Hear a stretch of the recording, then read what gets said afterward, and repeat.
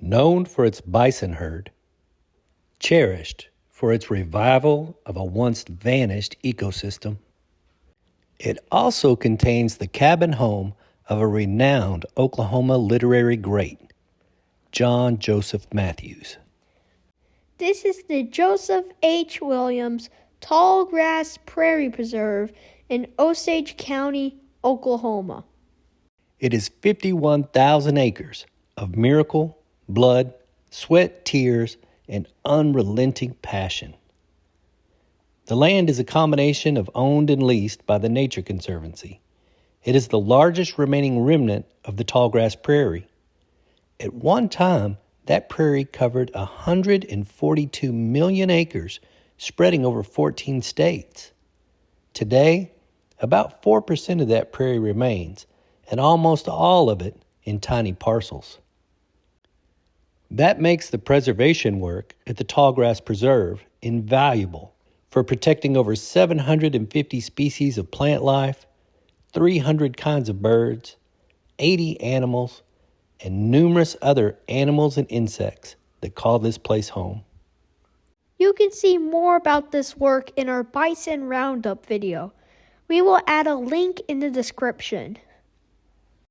But this video is about a lesser-known part of the preserve, a preservation of the cabin of a key figure in Oklahoma and Osage history and culture. One foggy morning last December, we got a tour of the cabin from Harvey Payne. Mr. Payne was a key figure in the establishment of the preserve and has worked there in various capacities throughout its existence. Like a lot of folks, we had never heard of this important Oklahoma writer. John Joseph Mathews was born in Indian Territory in 1894, 13 years to the day before Oklahoma became a state. Part Osage and part European descent, Mathews was considered mixed blood. As he grew up, he became aware that the Osage culture and history was being lost, and he became inspired to work to preserve it. He used his talents and Osage family connections to do just that, recording the history and stories of the Osage in written form. His style has been compared with Hemingway and Fitzgerald. He authored a number of books, including works of fiction, nonfiction, a biography, an autobiography, and a collection of short stories. But more than a writer, Mathews was a Renaissance man. He was a world traveler, an outdoorsman, a horseman, a pilot instructor that served in World War I, a naturalist, a conservationist, a painter, tribal councilman, and a scholar with degrees from both the University of Oklahoma and Oxford.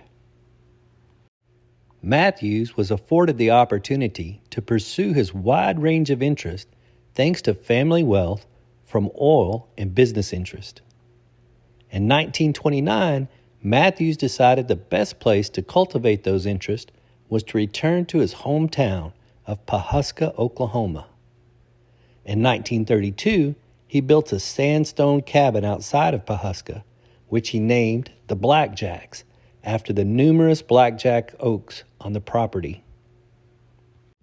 The Blackjacks is where he did much of his writing and explored other interests. Initially just a one-room cabin, the kitchen was a lean-to in the back. The front of the cabin was a screened-in porch where Mathews kept his bed and slept no matter the weather. There was no electricity, and water came from a hand pump. This room was his one-room cabin. And I'm going to open this door to let a little bit of light in here. But this is where he lived. And then out here was a screened-in porch where he slept the year round.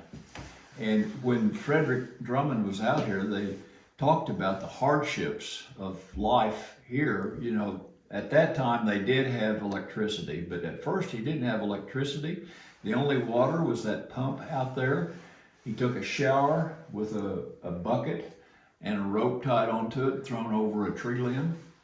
And then with rural electrification, which would have been in the late 40s or early 50s, he drilled a water well and built this concrete block building.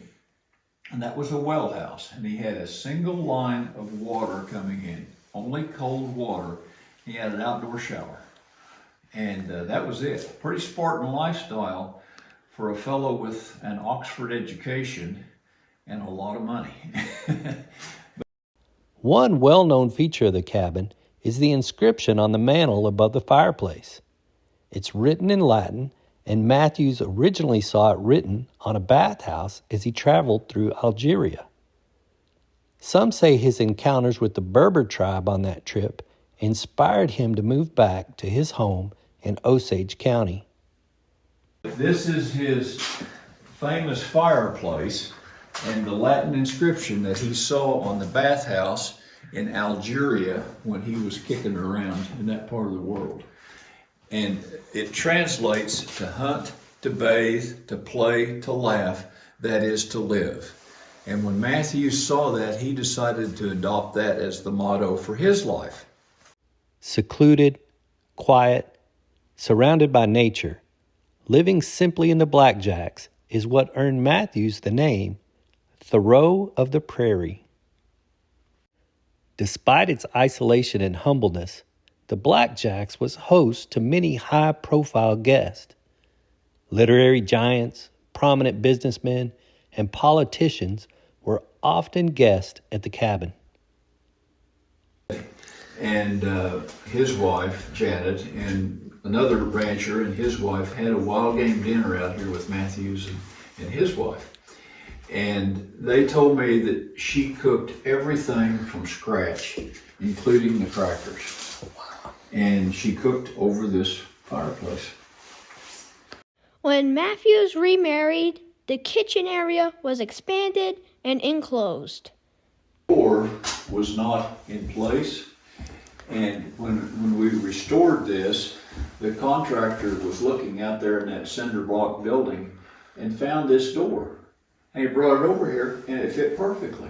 Mathews had just taken it out when he added this room and stored it there. And it had been there since probably 1945. Pretty amazing. Wow, ever since his marriage. Right. So I noticed there's like another bed in here. Well, that bed wasn't here. We didn't have any furnishings in here, so all of these furnishings have been added. Yeah. I tell people, I say, well, if you're feeling dirty, we'll turn the water on you and have a shower. Good grief. Oh look, my feet are clean because they're absolutely wet. And this was the original water pump. This is a hand pump then. Yes. Yeah, because no electricity or And anything. he had that water well drilled before he built the cabin here, so he would know he had water. Oh, okay. Yeah, he's no dummy. So. No. But this old tree, that tree could be easily 200 or 300 years old. And that old tree probably had historic bison, historic elk, and historic Indians underneath it at one time. Wow. It's an old post oak tree. Oh, Jeffrey Standing Bear is the Osage chief. He's serving his third 4-year term. And Jeffrey, when he came out here to see the cabin, stood in front of that fireplace, took his cap off, put it over his heart, and said, John Joseph Mathews was my hero. He did more than anyone for the Osage people. That's coming from the chief. That's pretty strong. Oh, they're running. Look, buddy, look out the front window. Oh. Whoa. Wow. Wow. That's so crazy. I think Mathews would be absolutely thrilled to have bison on his land. Someday, I may be a writer, and learning about Mathews was inspiring.